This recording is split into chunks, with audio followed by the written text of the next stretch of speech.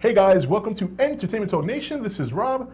This video we're going to do a little Godzilla versus Cthulhu discussion.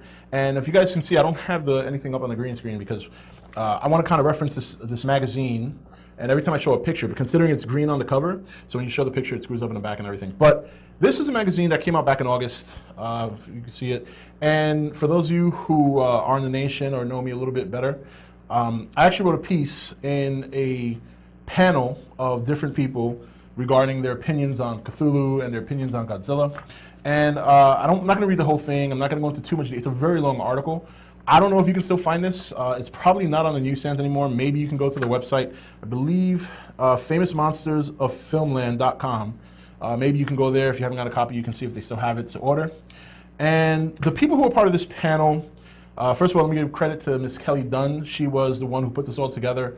She actually contacted me a couple of months ago, actually late spring, I believe, early spring, and asked me if I would write a piece for this magazine because she ran into my Godzilla vs. Cthulhu video and she thought it was pretty cool, even though it's very old, but that video is actually aging well, but it's a very old video. And the people who were involved in this, Max Bornstein, yes, the writer from Godzilla, he made a piece in here along with everybody else, including myself. Sean Branney, who is the founder of the H.P. Lovecraft Historical Society. Nancy Holder, who is an award-winning New York Times best-selling author for Wicked, so I'm like among these people are like here, and I'm like down here. So Mike D. McCarty, he's been in the entertainment industry for over 25 years, working as a special effects artist. K&B Effects Group Incorporated. Henrik Mueller, I'm going to say has a little, whatever. He's a Swedish director of more than 100 short films. He does a lot of horror. And then there's Huan Vu, a graduate of Stuttgart Media University. Huan Vu is a co-founder of Genre Film Production Company. And then, of course, myself from ETN. So, and basically, the magazine reads like a question, like Miss Kelly Dunn would ask a question and everybody would give their piece. It was very fun, and I was looking forward, when I got the magazine, I was so looking forward to reading this, not merely because of what I wrote, so mainly because I wanted to see what other people had to say, but primarily I was hoping to learn more about Cthulhu, especially considering one of the gentlemen here were a Cthulhu expert. And I kind of got out of this the same thing I get from other people in the comments, which is Cthulhu is this all-grand, wonderful monster, or horrific monster, and I guess one of the most common things I hear is you can't comprehend his power. You can't comprehend his power. My thing is this: if you can't comprehend his power, then how strong is he really? I mean, not comprehending something means not understanding it. There's a lot of things you cannot understand that don't necessarily mean they're powerful or they're strong. You just don't understand it. And the gentleman from the founder, Sean Branney, he was very snide to a lot of my comments. Unfortunately, I didn't get a chance to rebuttal. He got a chance to rebuttal some of my comments. I think Kelly found me on a whim. I think she was looking for more people with Godzilla on Godzilla's side, and she found me and she kind of threw me in last minute. So I didn't get a chance to rebuttal a lot of the comments that some of the people made, but he seemed very annoyed when I had stated in the magazine the fact that back in the late 70s, early 80s, Cthulhu was part of a Dungeons & Dragons book, and it had to be retracted because of the fact that they didn't have the copyrights. But because of that book and because of how he was written in that book, a lot of people seem to think that's where all this kind of confusion started in terms of his powers. And that's why there's a lot of people say that he can do all these magnificent things. It's not really the case. That stuff's not canon. What we do know for a fact is that he is either a god or alien. That's another thing nobody's ever sure of. Like in this magazine, in one paragraph, Mr. Branney mentions that he's a god. But in a different paragraph, he mentions that he's an alien. Well, which one is it? Then there's this whole thing, he exists on a different cosmic plane. And then there's this, oh, well, yes, a lot of people joke about the whole thing. They got hit by a yacht.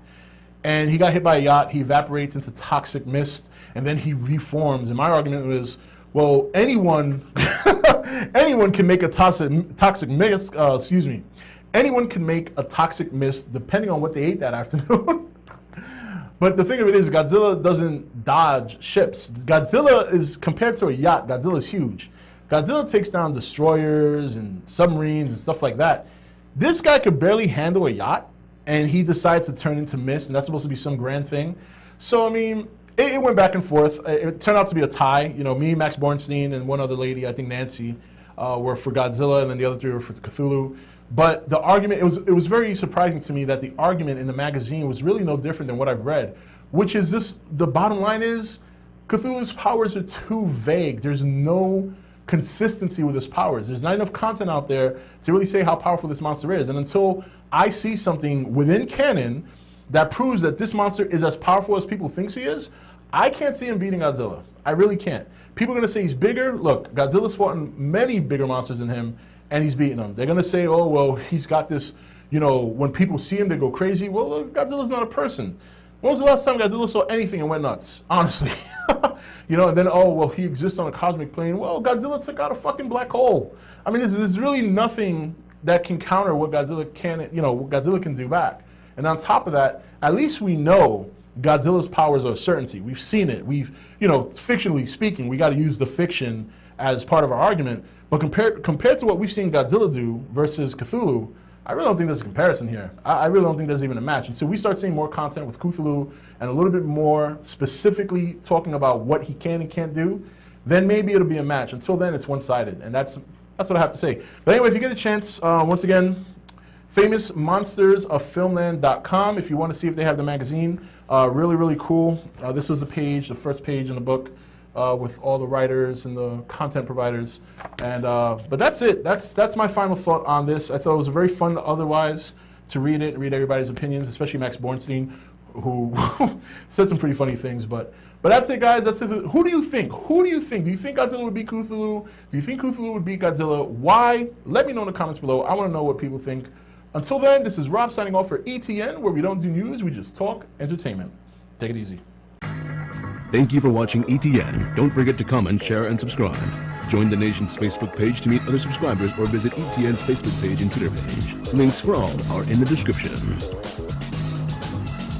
You're watching ETN. Share and subscribe. Hey guys, welcome to Entertainment Talk Nation. This is Rob.